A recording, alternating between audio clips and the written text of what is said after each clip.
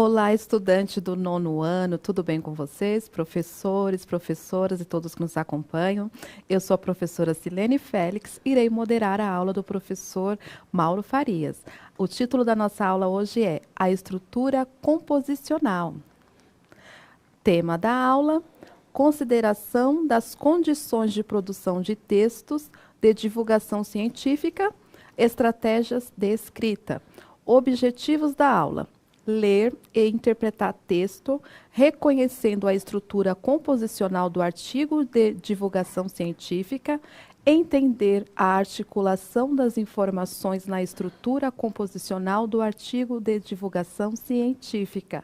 Então, nós temos aqui o professor Mauro. Tudo bem, professor Mauro? Tudo bem, professora Silene? Olá, alunos, professores, bem-vindos a mais uma aula de língua portuguesa. Hoje a nossa sequência de aulas, dessa nova sequência, que é a sequência 3, falando ainda sobre artigo de divulgação científica. Então, para hoje, eu vou pedir que vocês aí estejam com o caderno Aprender Sempre na mão, porque hoje a gente vai precisar muito.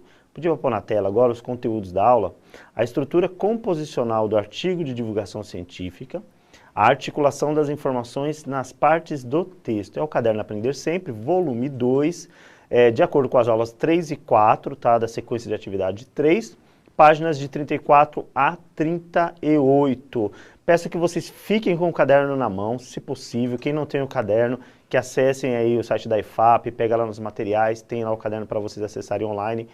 Porque a gente vai ler, vai trabalhar sobre um texto da página 35. E aí a leitura é importante para que vocês consigam acompanhar, tá? A gente vai ler junto aqui, mas é bom você estar com o caderno na mão para poder acompanhar e fazer as atividades, ok? Muito bem, começando então a aula. Para começar, eu sempre coloco ali aquele teste, aquela pergunta que vai sondar aquilo que vocês entendem, de questão de estrutura. Então, nessa primeira tela que eu vou pôr para vocês agora, tá o seguinte: ordene os trechos como introdução, desenvolvimento e conclusão. O que eu estou querendo? Tem 3 trechos aí, vocês vão ter que dizer qual deles se refere à introdução, qual deles se refere a desenvolvimento e qual deles se refere à conclusão. Vou dar um minuto, eu sei que o texto é o da página 35, tá? Quem quiser já ir olhar e colar, pode colar.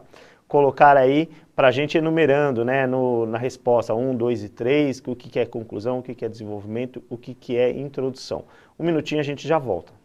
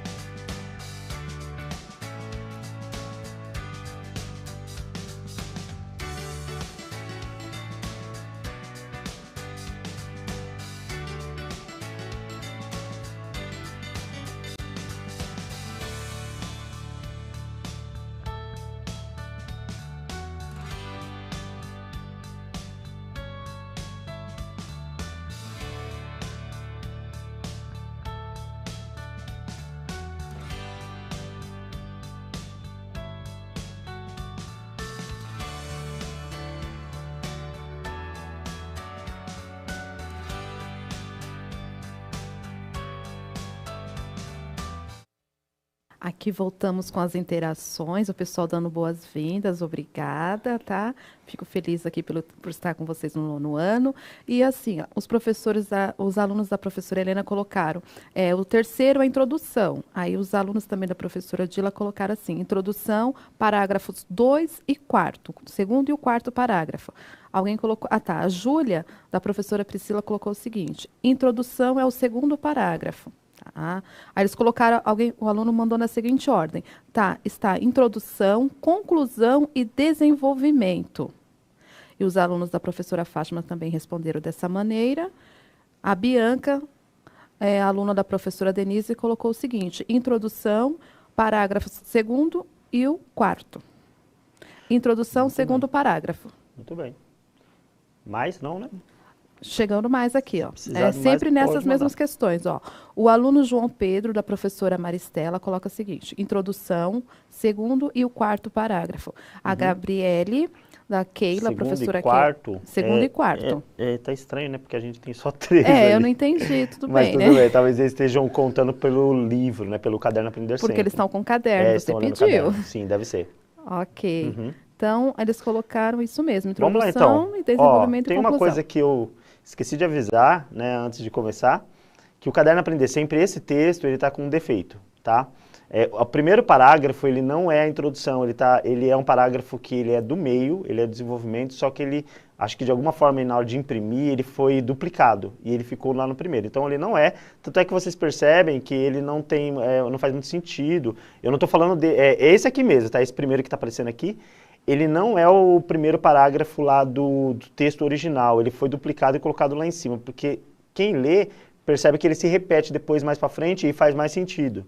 Então ele foi de forma errônea colocado em primeiro, então por isso que alguns alunos estão colocando ele como introdução. Vamos ver qual é a resposta aqui. O primeiro parágrafo aí, quando o dossel da floresta é removido, é desenvolvimento, já faz parte do desenvolvimento. O segundo aí que eu coloquei é a conclusão, tá? Então teve muita gente que falou que esse era a conclusão e estava certo. Isso. E o último é a nossa introdução. Então o texto começa a partir daí, né, de muitas populações locais de rãs. E a gente vai trabalhar esse texto aqui na aula e vocês vão entender melhor. Muito bem, isso aí foi só para a gente ensaiar um pouco, né, para perceber como é que a gente entende como introdução, desenvolvimento e conclusão. Por exemplo, se uma pessoa não tivesse o Caderno Aprender Sempre na mão, e eu acho que alguns alunos não tinham, não olharam, foram direto para o que estava na tela, dá para definir o que é desenvolvimento e conclusão quando você percebe o conteúdo que tem dentro do parágrafo, né? Você percebe que no último parágrafo apresenta a situação, né? Lá no primeiro já está falando da situação já em desenvolvimento, estão trazendo dados, trazendo informação. E no fim já começa a apresentar conclusão, né? Não é bem uma solução, mas a conclusão, definindo uma resposta para aquilo que foi debatido no texto. Então aí a gente já consegue entender sem precisar conhecer o texto, tá bom? Vamos continuar então. Então, como a gente está trabalhando em estrutura de texto, essa fala, introdução, desenvolvimento e conclusão, é comum para quase todos os gêneros, porque os textos normalmente têm começo, meio e fim, né? É raro o tipo de texto que a gente não vai trabalhar isso, quer dizer, eu não conheço. Os textos que a gente comumente usa parte de um início, que vai passar por um desenvolvimento e vai concluir. Até a nossa fala, o nosso bate-papo no dia a dia é assim. Então essa nomenclatura, introdução, desenvolvimento e conclusão é comum para quase todos os textos, né? Eu falo para quase exatamente para não deixar aqui em aberto caso haja algum tipo de texto que a gente não conhece, que se desenvolva aí e que não tenha essa dinâmica, mas a maioria sim. Tá bom? Vamos lá então verificar. Na introdução, o artigo de divulgação científica pode apresentar a seguinte estrutura composicional. A introdução é o quê? Apresenta a ideia principal. Então não é um texto argumentativo. Então ele não vai trazer tese, nem ponto de vista. Ele vai trazer a ideia principal. É um texto científico. Então ele traz fatos, né? Então, ideia principal, afirmação ou conceito sobre alguma coisa. É possível também apresentar um problema ou um questionamento que serão um pontapé inicial para o desenvolvimento do texto. Na introdução é assim que o conteúdo do texto é esse. No desenvolvimento, apresentação de provas, exemplos, comparações, relações de efeito e causa, resultados de experiência, dados estatísticos, fala de especialistas no assunto, que é mais ou menos igual ao dos textos argumentativos, ou seja, alguma coisa que vai sustentar aquilo que foi falado, que é a ideia principal do texto que está na introdução. E na conclusão, apresentação da ideia que sintetiza a discussão, é um fechamento do texto, geralmente com a resposta para o problema ou questionamento apresentado. Então, na conclusão, vai fechar o texto, obviamente, e pode ser que traga aí uma resposta para o questionamento que possivelmente tenha sido apresentado. Então, você vê que a linha é quase igual à do texto argumentativo, tirando o fato de que a gente aí não apresenta opinião, não apresenta ponto de vista. O fato aqui é trazer verdades, conhecimentos científicos, né? Muito bem. Então vamos ver agora o texto desmembrado nessas três partes. O texto da página 35, que eu pedi para vocês, a gente vai ler desmembrado nas três partes. Na tela para vocês. Na introdução. Nas últimas 2 décadas, especialistas em herpetologia, o estudo de anfíbios e répteis, têm registrado com frequência tendências alarmantes envolvendo populações naturais das espécies que estudam.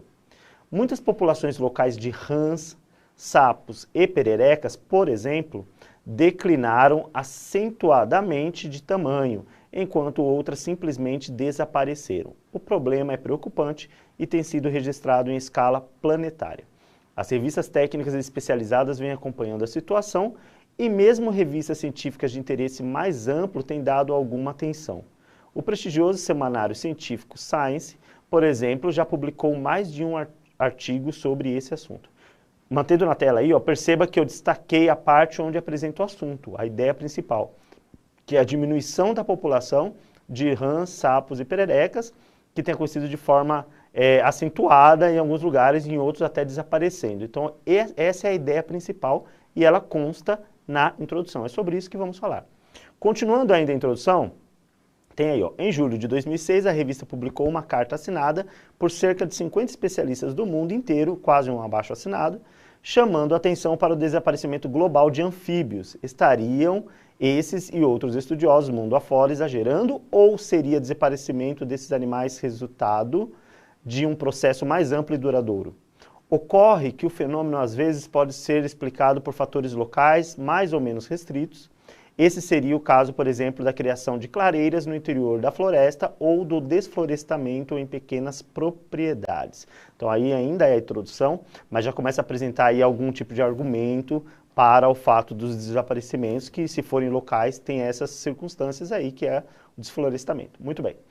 Daí nós partimos, eu estou falando bastante aqui, e se eles estiverem mandando algum pitaco aí no chat, já pode mandar, porque a gente já vai discutindo, tá? Não, somente a professora Odila que pontuou aqui, ó. Nós conseguimos estudar o texto antecipadamente. Muito bem, muito legal, parabéns. adoro isso, o professor quando faz esse tipo de trabalho, porque assim, no Caderno Aprender Sempre é muito claro que a gente vai estudar todas as aulas, né? O que acontece aqui no CMSP, alguns professores já devem ter percebido, é que a gente junta sempre 2 aulas, pelo menos 2 aulas, porque a gente tem 8 aulas e aqui a gente tem que dar 6 aulas, então a gente vai juntar aí 2 aulas que está no caderno para virar uma só. Geralmente são as últimas, que é de produção textual, mas se o professor for acompanhando a sequência e já ir trabalhando com o aluno, ele já antecipa o assunto, já prepara para participar da aula, porque infelizmente a aula é curta, né? Então a gente tem pouco tempo aqui para dar aquela interação toda. Adorei a iniciativa da professora, muito bem. Desenvolvimento, então, agora é a nossa próxima parte. O que se espera no desenvolvimento? Que se traga dados, fatos, falas que justifiquem aquela ideia principal que foi apresentada na introdução. Então vamos lá. Quando o dossel da floresta é removido, o dossel se entende com aquela parte que cobre a floresta, né? A copa das árvores, essa questão. Quando o dossel da floresta é removido, a luz solar passa a incidir diretamente sobre o solo, criando condições excessivamente quentes e secas para a maioria dos anfíbios. Nessas circunstâncias, muitos deles simplesmente desaparecem do local. Esse foi o meu primeiro argumento. Vamos lá para o próximo. O desaparecimento local pode ter a ver também com a presença de animais introduzidos pelos seres humanos. Um exemplo pode ser visto em áreas de pastagem que abrigam corpos d'água. Na época chuvosa, o gado bebe em lagoas, que são utilizadas também pelos anfíbios como sítios reprodutivos. Olha aí, mais um argumento. Tivemos 2, a incidência da luz solar sobre o solo, que afasta os animais, aquece demais e afasta os animais, até seca, né, as lagoas, ou alguns tipos de criação que você faz, como o gado, né, a pecuária, que acaba bebendo essa água, que às vezes é a lagoa que o sapo vai viver, a rã vai viver, e aí acaba afastando os animais também. 2 argumentos. Mas temos mais, ó.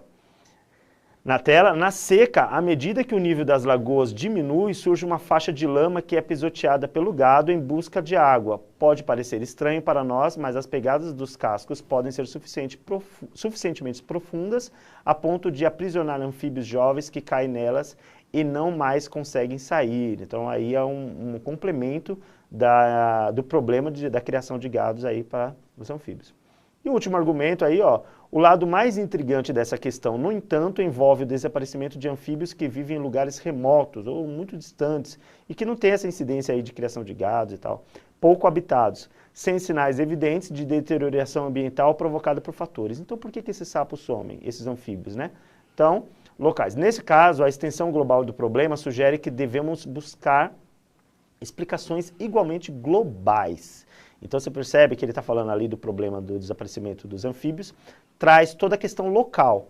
Mas depois quando ele mostra que esse tipo de desaparecimento também ocorre em locais que não estão sendo atacados, que não tem desflorestamento, que não tem nenhuma dessas incidências humanas, aí eles começam a achar estranho e fala que é preciso então estudar mais. Veja como a ciência é. Ela não se mostra, por exemplo, a dona da verdade. Ela fala, cheguei até aqui, ainda precisamos pesquisar mais. Então, olha só, precisa se estudar mais de forma global para entender por que esses que estão em outros locais que não são afetados também somem. Aí vem a conclusão.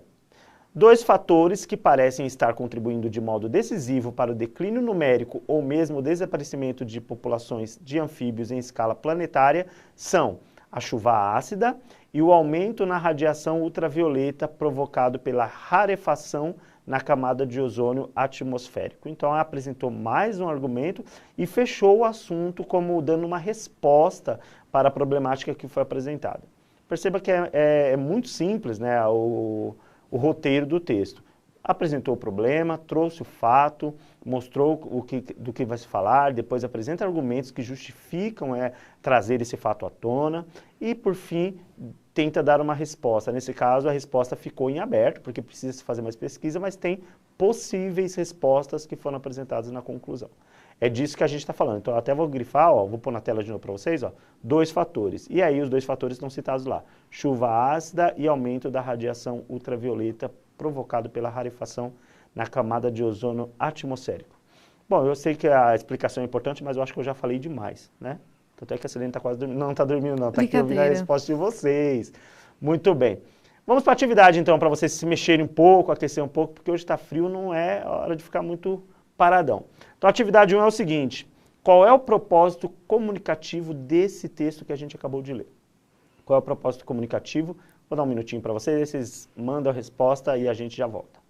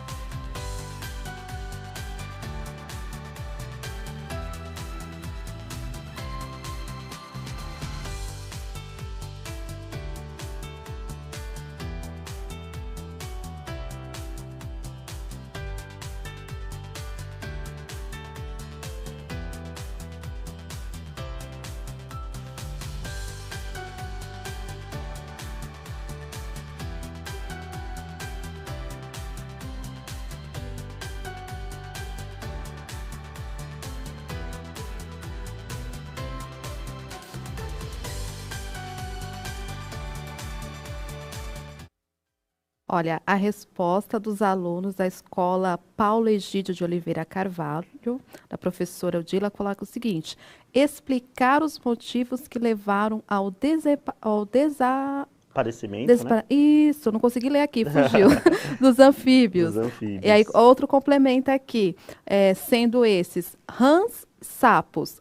Os alunos da professora Jurema colocam explicar sobre os anfíbios. Tá? Continuando aqui, desaparecimento dos anfíbios, alunos da professora Rosana. E vamos lá, tratar fatos. A aluna Tayana colocou tratar fatos, professor. Então, vamos falar sobre isso. Fala sobre o desaparecimento dos anfíbios, informar sobre o assunto, explicar sobre isso, falar um texto científico. Os alunos da professora Maria. A aluna, no caso, Luana, que respondeu. É um texto científico. Muito bem. Muito bem. Então, é um texto científico e o tema é tratar dos desaparecimentos dos anfíbios, quer dizer, a preocupação com o desaparecimento dos anfíbios ou a diminuição da população deles, né, em alguns locais. Temos aí mais uma pergunta. Eu não me prolonguei tanto porque é exatamente isso que eles trouxeram mesmo. Eles foram cirúrgicos aí. A segunda pergunta: qual é a relação entre o título e o conteúdo do texto? Aí sim, aí você vai ter que voltar para o título do texto e verificar o que foi feito lá no título com o conteúdo que foi lido. Ver qual é a relação, por exemplo, foi uma pergunta, foi um desafio, ele criou uma polêmica. Então, cria uma relação entre o título e o conteúdo do texto. Eu vou dar mais um minutinho e a gente já volta.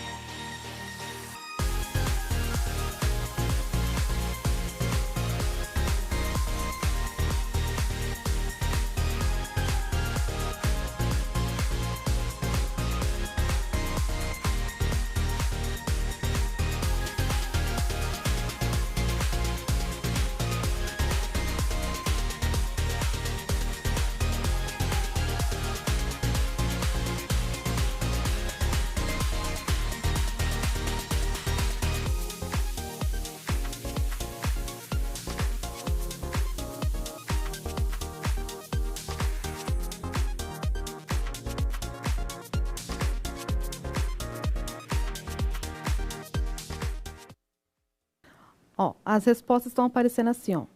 O desaparecimento dos anfíbios, esclarecer a questão. A aluna Alana, da professora Valentina, coloca o seguinte: desaparecimento dos anfíbios. Então, eles continuam respondendo nesse contexto, professor, Sim. que é falar sobre a questão do desaparecimento dos anfíbios. Sim, Então, a ideia é intrigar, né? Fazer com que os alunos percebam a importância da preocupação, né, com a diminuição da população dos anfíbios e, em alguns casos, o desaparecimento. Então, ele faz o título uma relação com o conteúdo do texto dessa forma, né, intrigando, pedindo para uma atenção, chamando a atenção. E é sempre esse o propósito do autor, né? Chamar a atenção do leitor para que ele se atente ao conteúdo do texto. Então, o título ele chama a atenção exatamente para que ele se atenha ao conteúdo do texto e consiga perceber a gravidade do fato. Prosseguindo, que eu fico olhando para aquele reloginho ali, ele já está disparado. Prosseguindo, então, vamos fazer mais uma atividade aqui, ó. Essa daqui é legalzinha, de ordenar, é quase igual ao que a gente fez na primeira pergunta, né? Ordenar os fatos dentro do texto. Então, de acordo com a organização das ideias no texto, ordene as informações descritas abaixo. Eu não vou dar nem tempo, tá? A gente vai fazendo junto aqui. Então, olha, temos 1, 2, 3, 4, 5, 6 informações colocadas na tabela. E vocês vão dizer para mim só a numeração, né? De cima para baixo, como que ficaria ordenado, tá? Coloca aí a numeração, por exemplo, nós temos 6. Então, vamos dizer, você pode dizer 1, 2, 3, 4, 5, 6, 2, 3, 4, 5, 6, 1, conforme for. Vamos ver como eles conseguem. Se eles não conseguirem fazer todos, falando algumas, a gente já vai mostrando, conforme eles vão respondendo. Vamos ver o que eles mandam aí. Eles são rápidos, daqui a pouco eu já vou mandar. eles continuam comentando que o título é referente à explicação, mas aí... Tá. tá, mandou aqui, o aluno mandou? Paulo. Os alunos da escola Só pedir Paulo uma coisa, só um Egídio. pouquinho. Deixa na tela para eles, por gentileza, porque aí eles já vão fazendo e vão mandando, por gentileza. Conseguiu, vamos lá. Eles mandaram na seguinte ordem: 6, 2, 5, 1, 4, 3. 6, 2, 5, 1, 4, 3. Boa, vamos ver. Depois a gente vai ver essa resposta. Vamos ver se tem mais. A ordem não está chegando, mas deixem na tela que conforme... Vamos dando uma cola de algumas, vai. Vou fazer uma. Ó, a 1 a gente já sabe qual que é. Eliminamos uma questão. Já eliminamos uma. A 1 é aquela. O autor situa o problema discutido no texto. Essa é a ordem das ideias, tá? Vamos lá. 1. Não mandaram mais? Ainda não. Aquele primeiro falou que era 6, 2... 6, 2, 5, 1, 4, 3. Vamos ver se ele está dentro É o aí. João Ó, ele está Pedro, acertando, professora porque o 1 Maristela. está certo. Vamos para 2. A 2 é a segunda informação. Estudos que mostram o desaparecimento dos anfíbios. Então é a 2. Então ele está acertando por enquanto, né? Vamos para... Ninguém mandou? Agora sim, Era todos chegaram começaram a nessa subir agora. sequência Vamos lá, então. também. Vocês mandam aí. Vamos que o nosso tempo está passando. A sequência dos alunos também, do aluno Leonardo, da Letícia, dos alunos da Prolígia, todos colocaram nessa sequência. 6, 2, 5, 1, 4, 3. Vamos ver, então, ó, estão acertando. 2, 1, 3. Vamos ver qual que é a 4. O autor apresenta a proposta para o questionamento do texto. A 5, então ele acertou, eles acertaram. 6, 2, 5, então começa ali, o autor, depois vai para os estudos que mostram o desaparecimento, depois vai lá embaixo, o autor afirma a insistência dos pesquisadores em alertar sobre o desaparecimento, depois vem o autor apresenta a resposta para o questionamento do texto, e depois o desaparecimento também tem a ver com a presença de animais, e por fim, chuva ácida e raios ultravioletas. Muito bem, essa atividade foi bem legal, é legal porque você ordena, né, como o autor distribuiu as ideias dentro do texto. Temos mais uma? Temos. Vamos rapidinho então. Ó. No texto, observamos o uso em abundância de verbos na terceira e não na primeira pessoa. Que efeito de sentido essa construção promove no texto? Ou seja, por que se coloca em terceira e não em primeira pessoa? Essa é fácil, porque a gente tem falado isso na sequência das aulas. Vamos ver o que eles mandam aí. Eles estão ainda enviando a sequência da Vai última, chegar, né? Tá vai chegando. Vamos lá. Ó, enquanto eles estão subindo aqui as respostas, eu preciso, não posso deixar de Já fazer começou a o subir seguinte. aí, ó. Subiu, né? É. Tá, então vamos lá. Objetividade, impessoalidade, Muito bem. impessoalidade, Já estou pondo até a sugestão impessoal. porque o relógio já disparou ali. Ó. O enunciador trata do objeto de discurso de forma distante, como se ele como se ele fosse um observador e apenas estivesse explicando tudo. Não há envolvimento pessoal explícito ou direto, ou seja, não pode haver envolvimento pessoal, porque é um texto científico, é preciso apresentar fatos de forma segura e objetiva. Muito bem. Bom, na massa, eu sugiro que vocês façam um mapa mental do texto lido, destacando a introdução, o desenvolvimento e a conclusão. Então, aquele mapa mental que a professora já ensinou, né, pondo um assunto no meio, destacando aí outras ramificações de temas, para poder trabalhar introdução, desenvolvimento e conclusão. Mande para a professora, depois manda no meu Instagram. Quer falar, né, Pro? Eu preciso. A professora Josilene manda assim um super abraço, parabéns para o aluno Cauã. E para o aluno Cauã e todos os aniversariantes, tá? Super abraço. É isso aí, gente. Obrigado a todos. Ó, tá a habilidade para vocês printarem. Obrigado a todos. Avaliem a nossa aula e até a próxima.